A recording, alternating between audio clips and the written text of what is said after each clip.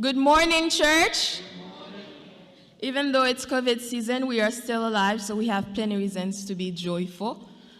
I am so happy to see all of your faces because it's been quite a while since I've seen you.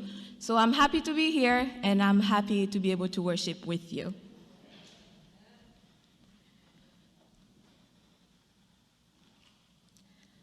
So my short sermon today is titled, "Who am I to judge you?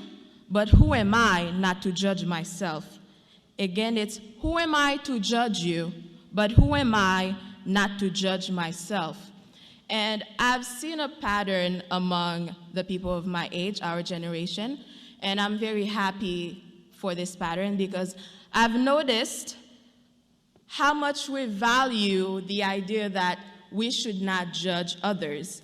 And I appreciate that because the older generation, it's something they are known for, actually. They are one of the most judgmental people there are. And it's unfortunate and sad, but it's true because as Christians, when you come to church, you expect to be accepted, but instead, you often see so many eyes on you, paying attention to you and what you're doing and what you're wearing and everything. And it's very hard to come as you are when you know there's so much pressure on you.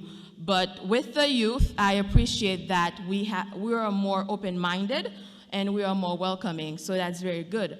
But one thing that we do not take into consideration, however, is although we are not to judge others because that's not our job, that's not our role, but it is our job to hold ourselves accountable.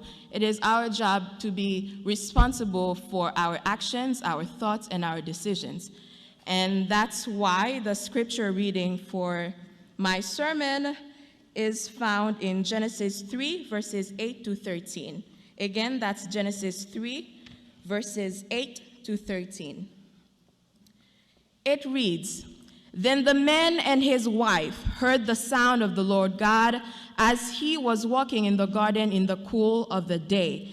And they hid from the Lord God among the trees of the garden. But the Lord God called to the man, 'Where are you?' He answered, 'I heard you in the garden, and I was afraid because I was naked, so I hid.' And he said, 'Who told you that you were naked? Have you eaten from the tree that I commanded you not to eat from?' The man said, 'The woman you put here with me, she gave me some fruit from the tree, and I ate it.' Then the Lord God said to the woman, 'What is this you have done?'" And you can see from this, even from the beginning of creation, there's this sort of cycle of putting blame on everyone else but you. And that's a theme that's reoccurring to this day. Whenever we're having a conversation, whenever we're having a confrontation, it's never our fault. It's always, this person did this to me, this person said this to me, this person deceived me. Everything that we say, we put ourselves as the victim. It's never from our own faults, it's never from our own flaws, it's never from our own actions. We don't stand behind what we do. We tend to find all types of ways to justify what we do because we don't want to not only acknowledge that we are doing something wrong or that something is, wrong within us. Not only do we not acknowledge that, but we put the blame on somebody else. And it's very important and crucial to realize that as Christians, we have to hold ourselves accountable, even though we are not to judge others, but we are to judge ourselves. And that's why when you find many verses in the Bible, it speaks to do not judge, but lest you be judged. And in Matthew 7, verses 3 and 4, it says, "Why do you look at the speck of sawdust in your brother's eye and pay no attention to the plank in your own eye? How can you say to your brother, 'Let me take the speck out of your eye,' when all the time there is a plank in your own eye?" And it's very common, and it's something that I've noticed, including me, and because I'm not telling you about yourselves and pretending that I'm perfect. I am saying this for you as I am saying it for myself because I do it at times because it's hard. It's hard to put yourself in a situation where you say to yourself, okay, this is me. I'm the problem. That's never something that is easy to acknowledge and accept as truth. But it is something that we must do because it is necessary for our growth. It is necessary for us to become better Christians, better friends, better daughters and sons and mothers and fathers. And in the case of Adam and Eve, you can see that Eve blames the serpent while Adam blames Eve. And it's very interesting to me how sometimes we often put all the blame on Eve. And growing up, I did not even realize that God had already given the commandment before he created Eve. And I'm not saying that Eve was not aware, because Eve was fully aware that it's wrong. But we have to put as much blame on Adam as well, because if you are instructed not to do something and this presents itself to you, you would think that he would reprimand Eve instead of eating it, but he eats it and then he blames Eve. And I would hear oftentimes, people use the logic of, if it wasn't for Eve, we would not be in the predicament that we are today. If it wasn't for a woman, we sometimes even blame it on a whole gender instead of seeing the story for what it is. We would say if it wasn't for a woman, we wouldn't be where we are today. And it is something that is detrimental, because we must not get in the habit of blaming something partially on someone and not realize there are several people at fault.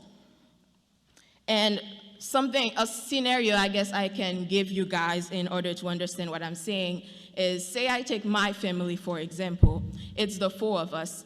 And imagine that my parents wake up early to go to work, and I'm 5 years older than my brother, and so they put me in charge and they wake me up and they let me know, okay, listen, Esther, there's food in the fridge, there's plenty of food in the fridge, but there is also mac and cheese, and you are not to eat it, you're not allowed to eat it, because the next day we need to bring it to a potluck. We said yes, we took the responsibility, and this is our contribution to the potluck. We're gonna bring this dish, so you can have rice, you can have whatever, but you can't eat the mac and cheese, and please let your brother know.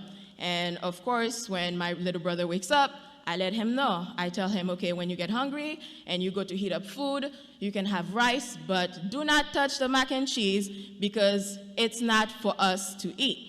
And so later on, our cousin comes over, let's say, and he and my brother are hanging out, they playing a game or they're watching TV, what have you, and he's telling my brother, of course this is a Haitian household, so of course there's always gonna be rice, but did your parents really tell you not to eat the mac and cheese? Is that what they really said? Because I'm pretty sure you can have some and there will still be plenty left to bring to the potluck. They'll just have to put it in another dish since there's a chunk missing. That's all they would pretty much have to do. Are you sure that's what they said? And somehow, let's say that logic persuades him to eat some, and he eats it. And then he takes another plate, and out of the goodness of his heart, I would imagine, heats up some for me too and brings it to my room. And what do? I take it and I eat it. And when our parents come back, they look in the sink and they see 2 dishes with leftover, mac and cheese in it because we didn't wash it yet, or, for whatever reason we're busy and we didn't get to washing the dishes yet. And they yell at me, Esther, come down here. Did you eat the mac and cheese that I specifically instructed you not to eat? And I would be like, listen, Mom, listen, you guys were the ones who did not want me to be an only child, okay? You didn't want me to be an only child, so of course you gave me a little brother. And listen, I told him, I did my job, I told him he wasn't supposed to eat it. But what did he do? He ate it, and he bought me a plate. It was already heated, so I ate it. Now, would it be fair to just put the whole blame on my brother? Absolutely not. Because when he brought me the plate, I did not reprimand him. I was happy. I was tired of eating rice, and I ate my mac and cheese. So I'm at fault, and he's at fault. So that's the way I kind of understand it when I read it, because each individual is responsible for their decision, and they're responsible for their actions. And we oftentimes condemn Eve, but it's the very same people that when they get into power and they have, whether it be they get into a position at church and they have a vision for what we should do at church, and because of their wisdom, they see it wise to treat people any type of way and speak to people any type of way. And it's very interesting to me, because how can you say Eve was wrong to see eating the fruit as a way to have her eyes opened and be wise and be like God? How can you say that is wrong when you are instructed to be kind and compassionate to your brothers and sisters and to treat them as you would want them to treat you, and yet once you have a vision and you have this wisdom and you see it fit that this is how this should go and this is the only way, it's your way or the highway, and you do whatever you want, you treat people however you want to treat them, and it's never your fault. It's just that everyone else is stubborn, everyone else don't know how to fall in line, everyone else is wrong, everyone else, is combative and confrontational, and it's never you. It's not that you have the ideas of a leader, but you don't have the personality of a leader. It's just that everyone else is the problem. So it's important to, when you're in church, to treat people how you would want them to be treated, and to acknowledge your own faults and your own flaws. Because if you don't, you'll get stuck in a cycle of doing the same things, and you're not going to acknowledge the problem because the problem is not you, and you're going to continue to do the same thing. So it's very important to put the blame on you when you see fit. And also, we are the most harshest critics. We don't see faults in ourselves, but we always know when someone else is wrong. And we always know what punishment would be fit for that person. And we are so harsh with our punishments. And we can see that in the case of David and Bathsheba, because David saw this beautiful woman bathing, right? And he had the power to have her come to him. And, he slept with her, and she got pregnant. And what did he do? And the thing is, you have to realize, once you do something wrong, you always tend to do something even worse to cover up what you did. Because if you don't acknowledge, okay, this is a problem, I need to just be ashamed and publicly be ashamed, which is hard. You instead choose to do something even worse, to make yourself look like, I never did anything wrong. You try to cover it up and cover your tracks. And it's even worse because in the case of David, he got Bathsheba's husband killed because he ordered for him to be at the very front line of the battle. And it's very interesting because he had an encounter later on with someone, and, that person was telling him a story. And he was saying to him, okay, so this rich man, he has a lot of animals, he has a lot of cattle, he's very rich, and yet he had a visitor, and his poor neighbor, who only had one little lamb, he decided that, this neighbor's lamb, that's the lamb I'm gonna cook up and serve to my visitor, to my guest. And it's very interesting when David was asked, okay, what do you think should happen to this rich man? Right away, he was like, oh yeah, he should die. He should die. Absolutely, he should die, because he had everything, and yet he was so greedy and selfish that the neighbor's lamb is the one he saw fit to cook. And that's when, the realization was made that, well, David, that's you, boo. It's you. It's the same case as you, because you have everything you ever needed, and even if you wanted more, God would have provided you with more, and yet you went out of your way because you were so lustful and greedy that that's what you chose to do. And it's, it's in a way similar to when I think about the church, and there's a lot of sermons about how women need to be modest, and it's very true that, as a Christian woman, you need to be modest. But what I never hear is about what's wrong with a man who is lustful. Because if someone is not your wife, she's not your business. Absolutely not. She's not your business. And it's true we need to preach about modesty, but you have to understand that's the person's personal journey with God. And once you do your part and tell her that this is not appropriate, it shouldn't go any further than that. Because once she's aware that what she's doing is wrong, it's between her and God to make things right and resolve the issues of how she dresses. But for you to, constantly talk about with whoever you're talking to, and you're constantly looking at her, and your eye is the first to wander, and your neck is breaking because you're watching everywhere she goes, that's very wrong, because you have to find that fault in you as well, because what you have to realize is you are a lustful man, and that too is wrong, just as she is not dressed modestly.